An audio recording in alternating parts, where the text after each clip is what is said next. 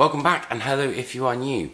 So if you guys have been following my Instagram and Twitter and all this sort of stuff, you'll know that I've very much gotten into post-metal and doom metal specifically. So I headed down to see Sumac at their Underworld headline show, featuring support from Endon and Baptists, and here is what went down.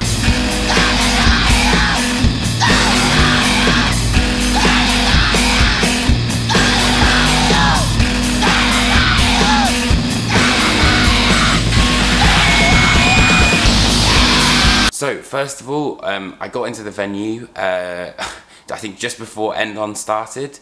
I think I grabbed a beer and I was literally just waiting for Endon to kick things off. And I didn't really know much about this band. So the second they came on stage, I was pretty much blown away, like literally by the sound. I don't think I've ever heard anything so loud in the Underworld. I struggled to describe it really, because it was as though it was kind of indie meets this massively caustic electronic barrage of distortion and ugliness. It wouldn't necessarily be something I don't think I'd see personally myself, but as part of a package I thought it offered something very different. And if you can, see them live, just because it's kind of it's a bit of an experience really. But after that, we're Baptists. Baptists are obviously kind of like, you know, quite noisy and everything, but they lie in that sort of really heavier, groovy, hardcore style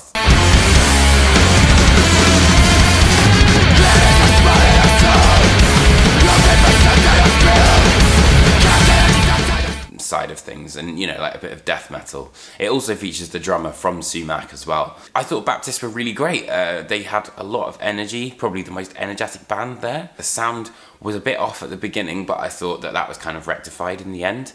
And I feel like the crowd really dug it. I think you could really feel the aggression of the band, if anything. And you know, with a setting like the Underworld, it works perfectly because it's that in-your-face death metal, like really caustic noise sound. Definitely give their brand new album a listen. I'll link it in the down bar underneath me, because there's a lot to enjoy from Baptists. However, the main reason we were all there was, of course, Sumac.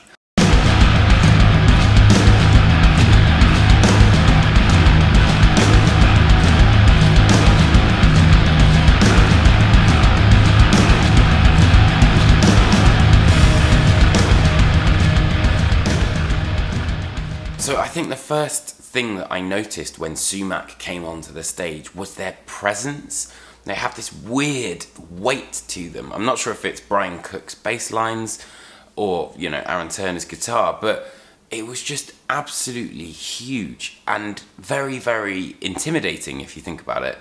They opened the set with Attis Blades, and like I said, it was almost exclusively all Love and Shadow material, apart from Image of Control, which I think is on What One Becomes. I found myself enjoying the parts where it kind of fell away even more than some of the heavier parts, although the heavier parts really were like earth-shatteringly heavy, like to the point where I was stood at the back of the Underworld and I lay my head back on the wood, and you could feel the vibrations like making your teeth chatter. It was so great. Obviously I had earplugs in and stuff, but it was just such an experience, and I feel that that's what I've not really understood for such a long time. You know, I used to be massively into metalcore, but now I get the whole vibe of what post-metal is about, and it's about that sort of, you know, like mantra style, over and over again, building until you get to this massive crescendo.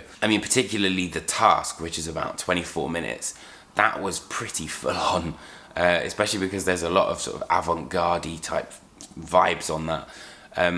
But it was fantastic, man. Like, I feel as though the older I get, the more into this music I'm becoming. But in particular, I just loved like the presence that Sumac had. It was so big and weighty, and it's quite hard to describe really. You need to go and see it live. But these bands were all unique for their own reasons and offered a nice varied set that I think pushes you out of your comfort zone but keeps you in there just so you can kind of keep functioning. So I hope you guys enjoyed this video. If you did, hit that like and subscribe button. Make sure to check out my reviews, interviews, all sorts of good stuff there. And I will see you guys at the next gig. Alright, take care friends.